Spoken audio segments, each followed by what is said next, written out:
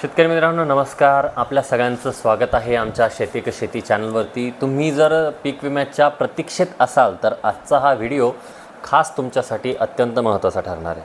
अखेर जी काही बीड जिल्ह्याची परिस्थिती होती तर त्या परिस्थितीच्या माध्यमातून किंवा त्या परिस्थितीसाठी जी काही बैठक प्रलंबित होती ती जी काही आहे तर कृषी मंत्र्यांच्या अध्यक्षतेखाली त्या ठिकाणी पार पडलेली. पण या बैठकीत नक्की काय निर्णय झालेत, तुमच्या खात्यात पैसे जमा होणार की नाही होणार आणि जमा होणार तर किती होणार, आणि इतर जिल्ह्यांची नेमकी काय परिस्थिती, सोलापूर, लातूर, धाराशिव, यवतमाळ, जे काही जालना असेल किंवा इतर जिल्हे असतील तर शेतकऱ्यांना नेमकी काय मोठी बातमी आहे, तर हे सर्व आपण या व्हिडिओच्या माध्यमातून सविस्तर या ठिकाणी पाहणार आहोत. त्याकरता व्हिडिओला अजिबात स्किप न करता शेवटपर्यंत नक्की बघा आणि चॅनलवरती नवीन आला असाल तर चॅनलला सबस्क्राईब करा. मित्रांनो, जे काही आहे तर कृषी मंत्र्यांच्या अध्यक्षतेखाली एक महत्त्वपूर्ण आढावा बैठक पार पडलेली आहे. बीड जिल्ह्यातील पीक विम्याच्या संदर्भात यामध्ये अत्यंत महत्त्वाचे निर्देश त्या ठिकाणी देण्यात आलेले आहेत.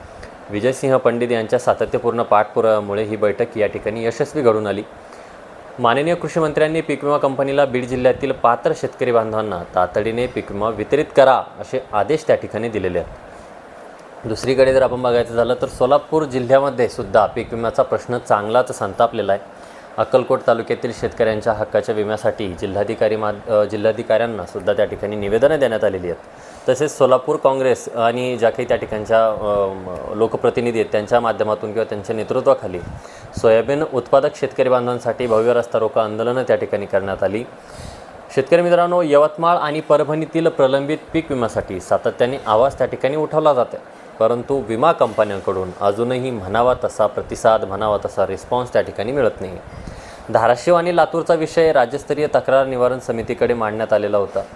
माननीय सचिवांनी आदेश देऊनही कंपन्यांनी अद्यापही पूर्ण कॅल्क्युलेशन केलेले नाही आहेत.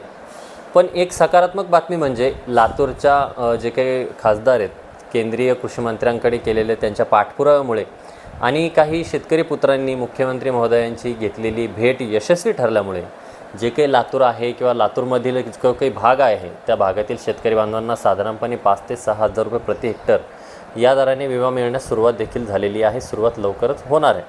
मात्र धाराशिवचा विमा अजूनही प्रतीक्षेत आपल्याला बघायला मिळतो.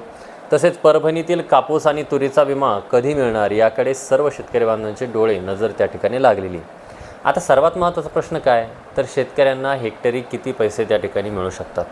मित्रांनो, बीड जिल्ह्यामध्ये पीक कापणी प्रयोगाच्या आधारे आणि उपलब्ध आकडेवारीनुसार जर विमा मंजूर झाला तर शेतकरी बांधवांना प्रति हेक्टर 5,000 पासून ते तब्बल 12,000पर्यंतची रक्कम त्या ठिकाणी मिळू शकते. मात्र यामध्ये किती महसूल मंडळे समाविष्ट केले जातात आणि विमा कंपनी यावर पुन्हा काही आक्षेप घेते का हे पाहणं किंवा ही बातमी महत्त्वाची ठरणार आहे. जर विमा कंपनीने पुन्हा केंद्रीय समितीकडे धाव घेतली तर धाराशिवप्रमाणे हा प्रश्न परत त्या ठिकाणी रखडला जाऊ शकतो, अडकावला जाऊ शकतो.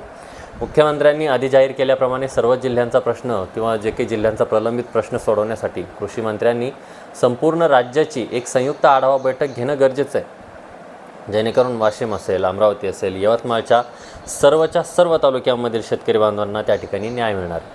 शेतकरी मित्रांनो, तुमच्या जिल्ह्यातील पीक विमा जमा झाला का आम्हाला खाली कमेंट बॉक्समध्ये कळवा, कमेंट करून कळवा.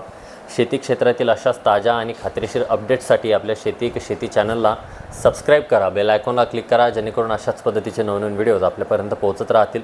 आणि हा व्हिडिओ आपल्या इतरही पीक विम्याच्या प्रतीक्षेत असलेल्या शेतकरी बांधवांना शेअर करायला विसरू नका. भेटूया नवीन माहितीसहित नवीन व्हिडिओसहित. तोपर्यंत धन्यवाद मित्रांनो.